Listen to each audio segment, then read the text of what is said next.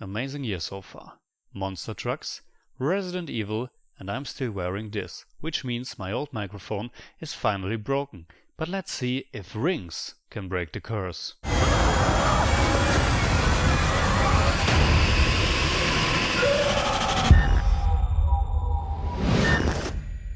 Maybe not. Unfortunately, Rings is just a forgettable, throwaway, generic horror thriller that doesn't bring anything that creative to the franchise. Ringu, the original first Japanese movie, was released 1998, almost 20 years ago, when the DVD was just getting started and VHS tapes were everywhere.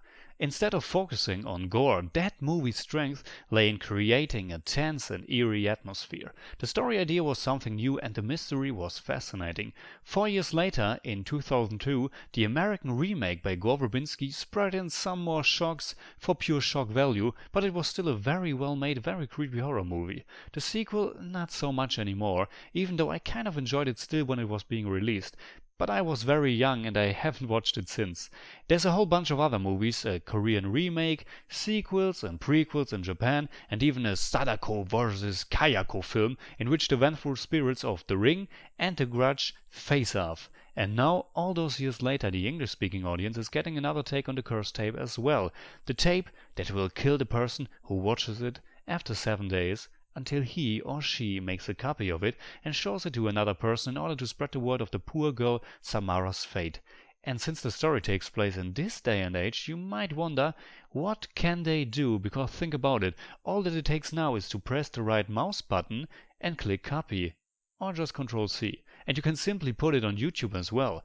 But the movie only addresses these things in the first third and then again at the very end. Johnny Galecki, Dr. Leonard Hofstadter himself, plays a college teacher who stumbles across the tape and is starting a field study with his own students.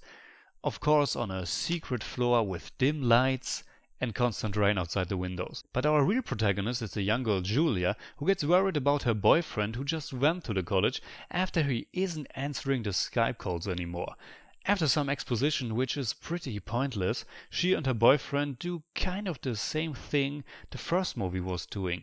They travel and wander around in order to shed some light onto Samara's past. It's one of those horror movies where there must be another side to the villain that we didn't know so far. I thought it was very cliché and not that interesting. And also, while the acting talent of our couple is on par with most cheap horror flicks, their characters were simply not existing. Both of them have no personality at all. The only thing to describe them is saying that they are in love. And by the way, Vincent D'Onofrio is playing a blind priest. Only God knows what he's doing in this movie. Samara herself doesn't have that much to do either, and there's simply not really a point to the whole affair. When you see the movie, you really don't have to, and watch the trailer again after that, you will notice they put a very important detail about the ending just in it. I won't say what it is because I don't want to spoil it, but to be quite honest, there isn't much to spoil here. In German I'd say, spart euch das Geld. I give Rings 4 out of 10. More like 4.1, but I don't do that.